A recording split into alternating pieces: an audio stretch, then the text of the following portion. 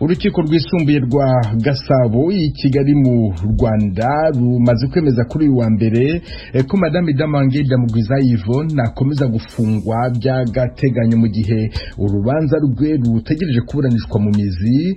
Araregwa ibyaha bitandatu byo guteza imvururu muri rubanda. Icyemezo cyafashwe mugenzi wacu Eric Bagirubusa ahari. Eric wiriweho? Wiriwe neza Venuste. Umucamanza yashingiye kuki afata iyo ngingo?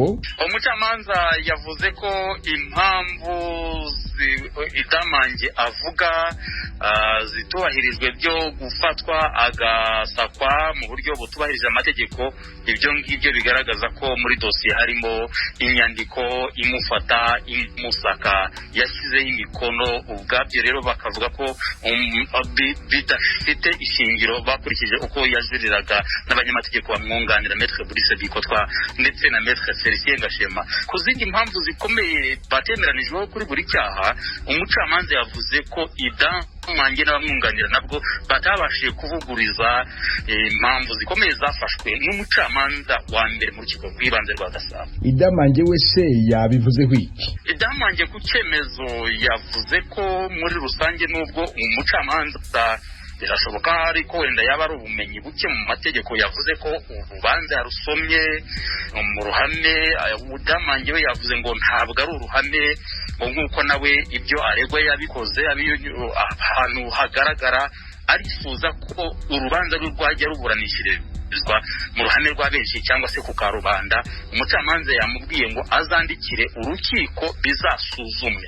Eric Bagirubusa, ndagushimiye cyane. Ukomeze utunganye iyo nkuru uze kwigeza kubumva Ijwi ry'Amerika mu makuru yacu ataha. Ndagushimiye nanjye Venuste Nshimiyimana.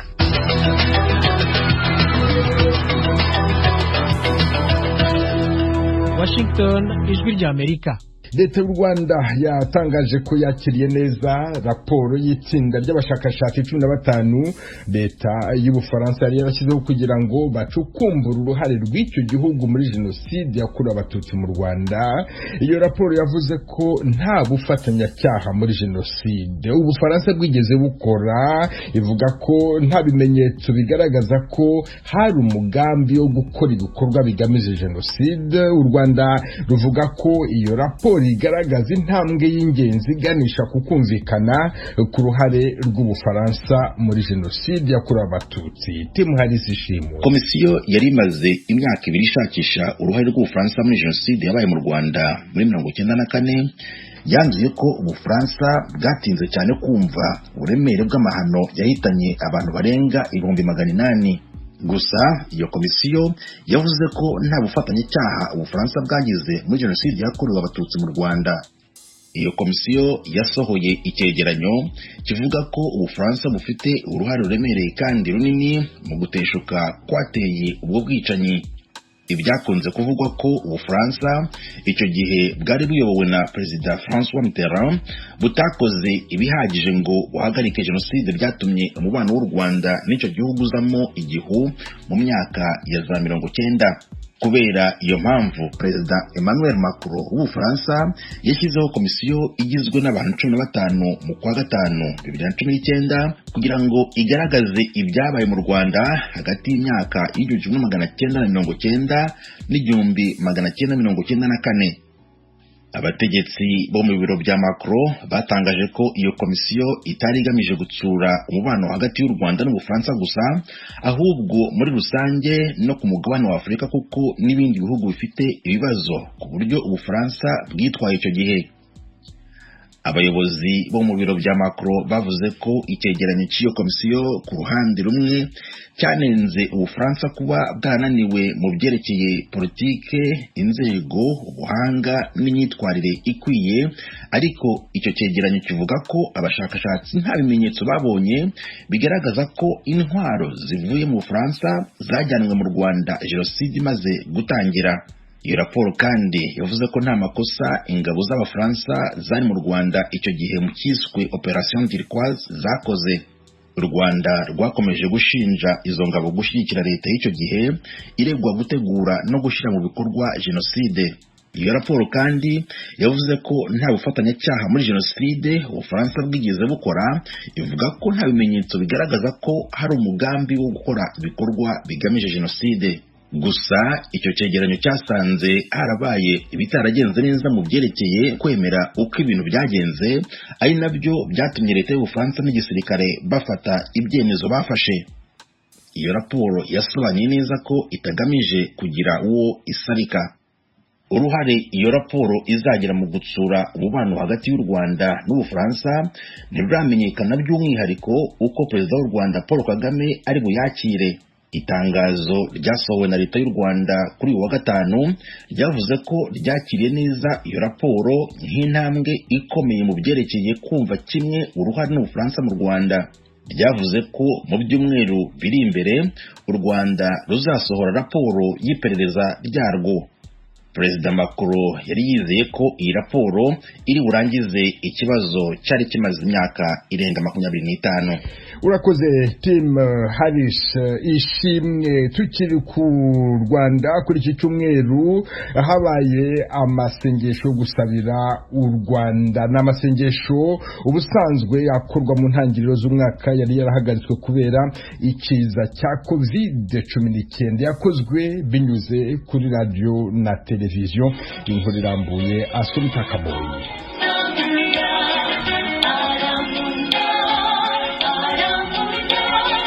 Kuri inshuro ya masengesho yabaye mu buryo budasanzwe kuko atahuje imbaga y'abayobozi nk'uko byari bisanzwe bikorwa mu myaka itambutse. Byari bimaze kuba akamenyero ko buri ntangiriro z'umwaka haba amasengesho yo gushima Imana. Amasengesho akaba inshuro imwe buri mwaka. N'amasengesho yajyaga yitabirwa n'abayobozi bakuru b'igihugu n'abagize amatorero anyuranye, bose bagahurira hamwe mu mujyi wa Kigali bagashima Imana ku byiza iba yagejeje ku gihugu, bakayigezaho ibyo bifuza kugeraho mu gihe kizaza. Kuri iyi nshuro icyorezo cya COVID-19 cyatumye amasengesho ataba mu ntangiriro z'uyu mwaka uko byari bisanzwe, akaba yabaye mu buryo butari bumenyerewe kuko abayakurikiranye bifashishije radio na televiziyo by'igihugu. Usibye abari bayoboye aya masengesho, abigishije ijambo ry'Imana ndetse n'umukuru w'igihugu watanze ubutumwa, nta bandi bantu bagaragaye kuri televiziyo bitabiriye aya masengesho. Mu butumwa Perezida Paul Kagame yagejeje ku Banyarwanda binyuze kuri televiziyo y'igihugu, yavuze ko nubwo icyorezo cya COVID-19 cyahagaritse ibintu byinshi, ariko yishimira ko umuco wo gushima Imana no gusengera igihugu gikomeje. Perezida Kagame mu ijambo yavuze mu rurimi rw'icyongereza yavuze ko hari byinshi byo gushima Imana, agaruka mu buryo Abanyarwanda ndetse n'abayobozi bakomeje kwirinda ingaruka zikomeye zatewe na COVID-19. Perezida Kagame asobanura ko nk'igihugu bishimira inkingo zabonetse zizafasha gusohoka muri ibi bihe byatewe na COVID-19, Abanyarwanda bakongera kubaka ubukungu bw'igihugu. Mukuru w'u Rwanda yavuze ko guhura nk'abayobozi ari umwanya mwiza wo gutekereza ku nshingano zabo no kongera imbaraga mu gukorera Abanyarwanda.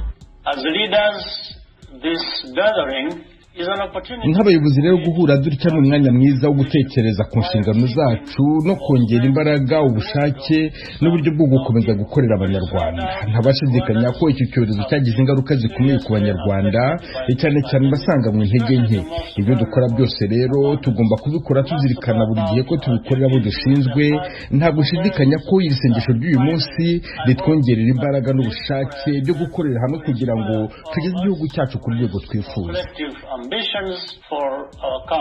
Pasiteri Antoine Rutayisire umenyerewe kwigisha muri aya materaniro nawe yagarutse ku nyigisho yakuye muri Bibiliya zivuga ku myitwarire y'abayobozi mu gihe cy'ibibazo.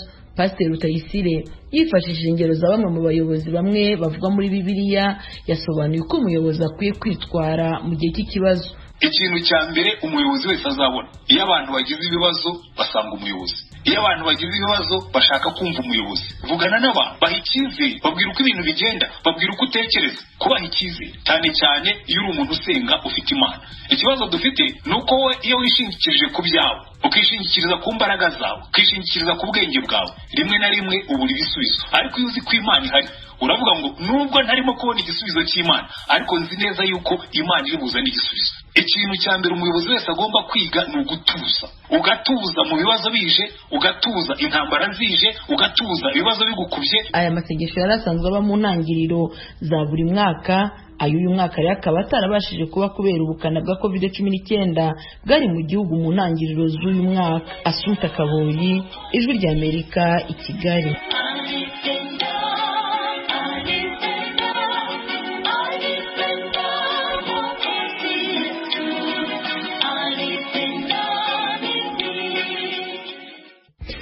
mukomeje kumva radio Ijwi ry'Amerika. Mu Burundi abarobyi barobera mu byambo bya Nyanza Lake na Mvugo mu ntara ya Makamba mu majyepfo y'igihugu baravuga ko bigoye cyane kwirinda COVID-19 kubera ko amato bakoresha ari mato kandi bagomba kwegerana ndetse n'amazi bakaraba yo mu kiyaga akaba adasukuye.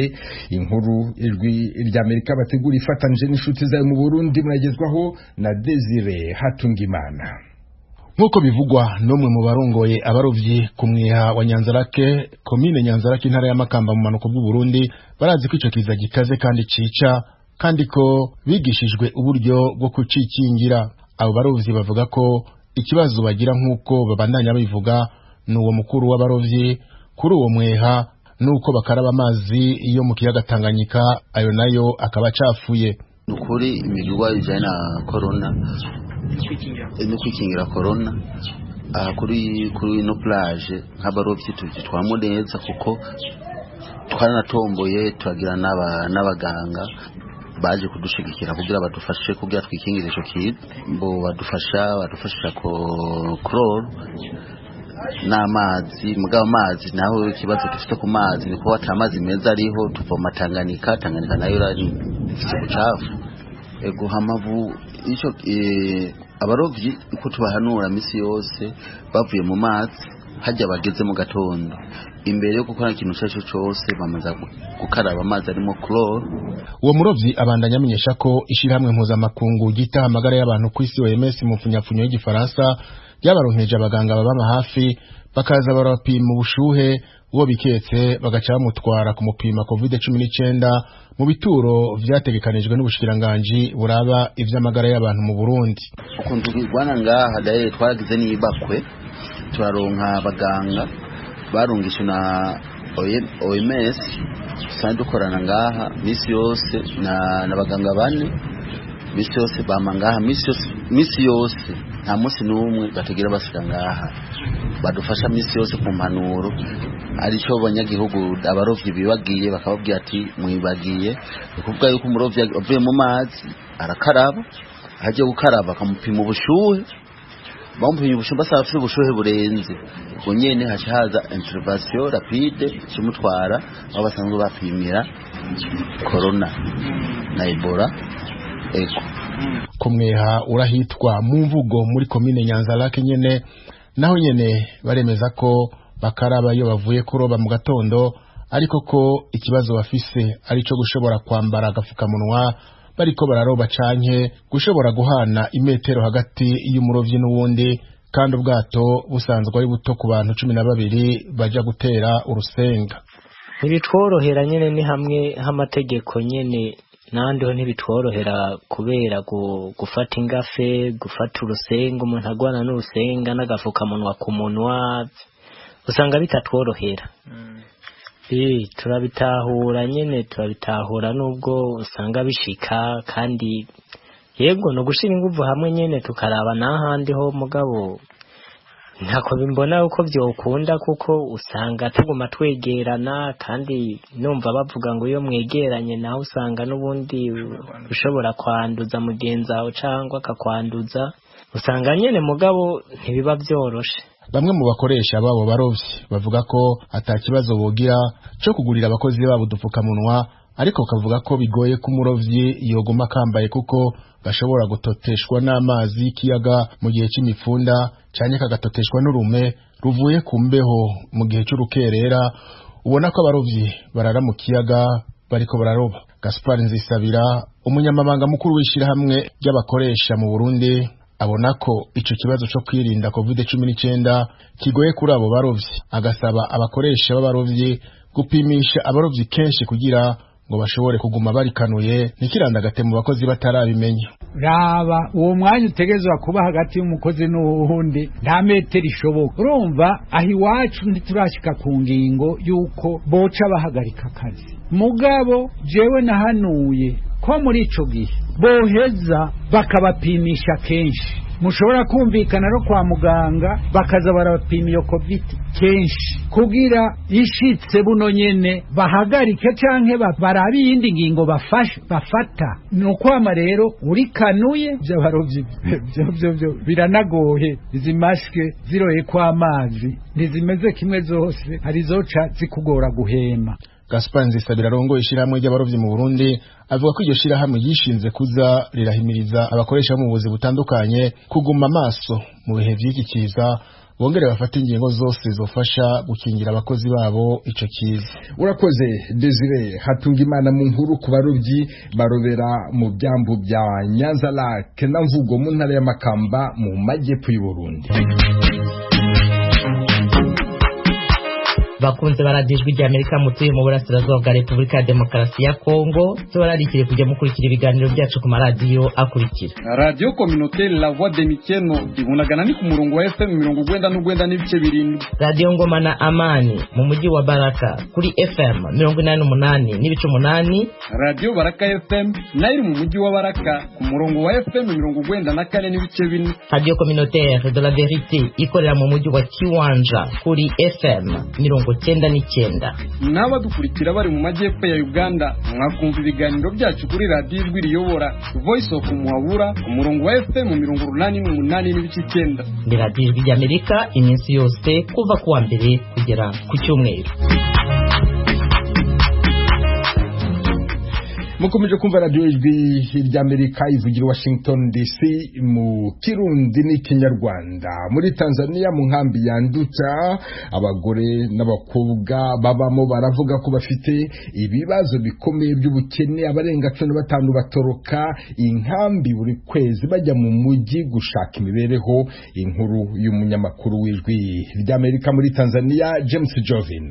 Ibyo bibazo hanini bihambariye abari munsi y'imyaka 19 hamwe n'abataraheza amashure. Kubwiyo mpamvu abarenga gato 15 baratoroka inkambi kujya mu bindi bisagara mu gihugu cya Tanzania, cyane cyane bajya gukora akazi ko kurera abana. Ugize amahirwe arasohoka, ufashwe nawe agasubizwa mu nkambi. Bamwe mu bahaye ikiganiro Ijwi rya Amerika bemeza yuko ubuzima bw'umwigeme mu nkambi butameze neza kubera bahura n'ibibazo byinshi. Akarorero gufatwa ku nguvu iyo bagiye gusenya, guheba amashure no kutaronswa imfashanyo zikwiye. Turahura n'ingorane zitandukanye, imfashanyo ntituzironka bikwiye. Bamwe barafatwa ku nguvu, abandi bagaheba amashure bivanye n'ingorane baba bahuye nazo. Nizo ngorane duhura nazo. Fasha kumeze nabi nyene buke nyene nuko umuntu nyene agenda ahura n'ibibazo ugasanga afashwe n'ikibazo cyo gufatwa ku nguvu. Hari igihe umwigeme nyene usanga iyo agiye nko guhiga nk'inka ugasanga nyene ahuye n'ikibazo samufashe ku nguvu, canke nyene mutavyumvikana ugasanga nako baramukoreye byafura mbi nyene. Nico kibazo nyene dufise. Duhura n'ibibazo byinshi, ibibazo bitandukanye bigeme. Ibibazo byinshi duhura navyo, hari abafatwa ku nguvu bagahohoterwa, ndetse abandi bakagira ibibazo bitandukanye by'ubukene kanaka nk'abigeme kubera ataho kwikora. Usanga bagenda mu nzira z'ubushurashije ugasanga baratwaye inda mu byo bakiteguriye, ugasanga ibibazo n'ingorane zuhuye n'umwana w'umwigeme. Abanyeshuri bakwije imyaka yo kujya mu bihe byabo nabo bugarijwe no kutaronswa ibikoresho bo kwifashisha mu gihe baba bari mu bihe by'ubutinyanka. Ico kibazo kigatuma basiba kujya ku ishure, abandi bagacira yo guheba amashuri. Iyo tugiye mu butinyanka biratugora cyane bivanye n'ubwo tudafite ibikoresho kwiye cyo kwifashisha mu gihe tuba tugiye mu butinyanka. Ibintu by'ibikoresho nyine ntibiboneka, ntavyo twigera tubona. Bamwe baravuga yuko bazobidufashisha mugo ntavyo twigera tubona. Kimwe baratwemeza yuko bazoza babiduha mugo ntavyo bigera baduhereza. Abandi ibindi kandi abigeme duhura navyo no bafise ubwo buryo bwo kuntu babayeho, kaje usanga arabuze ibikoresho byo kwifashisha mu mahiga menshi agenda mu bihe vyiwe, akabura nk'indobo zo gukoresha, amasabune cyangwa umukotegisi wo gukoresha, cyangwa uwo mwanya ugahurira na tanu ukwemba afise imbere akabura n'ukwembe yo kwikinyira nk'iyindi yambaye yononekaye. Rero twebwe abigeme icyo mbona umenga nuko abagabo twitwararika bakatwitaho cyane kuko bakadufasha duhura n'ibibazo byinshi bitandukanye, kandi benshi hamwe nk'abo usanga bakwiza imyaka kuja mu butinya ugasanga ivyangombwa ntitubironka, gace usanga bamwe bariko baraja gukora ivyo tubatari bifuza kugira baronke zirya bintu vyo kwifashisha mu gihe haba ari mu butinya. Kubera abanyeshuri benshi baraya bakaja mu bisagara kugira baze kurondera nk'ibintu bigezweho, kubera usanga nk'abavyeyi bataronka amahera yo kubibagurira cyaremera kuja mu gisagara kugira bironke. Iyo bagize ingorane bisaba yuko bitura ku kigo c'abakenyezi kigizwe n'ishirahamwe IRC, ariko bimeza yuko atamfashanyo baronswa zikwiye. Kubw'iyo mpamvu basaba amashirahamwe kubitaho no kubaronsa ibikoresho bikwiye kugira ivyo bibazo bigabanuke. Icyo twobasaba ni uko botuba hafi mu bihe tuba tugiye mu butinyanka kadufashisha ivyo bikoresho. Ikindi twobasaba ni uko boza baratuba hafi mu ngorane nko mu guhohoterwa canke mu kudufasha mu vyo tuba dukeneye. Nk'ubu ugiye mu bihe vyawe urasaba ikotegisi, ugasaba amakanga, ugasaba n'indobo. Ivyo vyose turabisaba ku bigeme baba bagize ingorane badafise ico bifashisha. Kuva mu nkambi ya Nduta iri mu burengerazuba bw'igihugu ca Tanzania, James Jovini kubw'ijwi rya Amerika. Aha niho dusoreje aya makuru hamwe na Mukubir ya Baro umfasha kuyabagezaho. Mbashimiye cyane kuba mukurikira radio Ijwi rya Amerika buri munsi, kandi muri benshi cyane cyane abo mu mudugudu wa Kayenzi, akagari ka Kayumba, umurenge wa Nyamata mu karere ka Bugesera mu ntara y'Iburasirazuba bw'u Rwanda. Mwitegure Pasika neza, mwari kumwe na Venuste Nshimiyimana.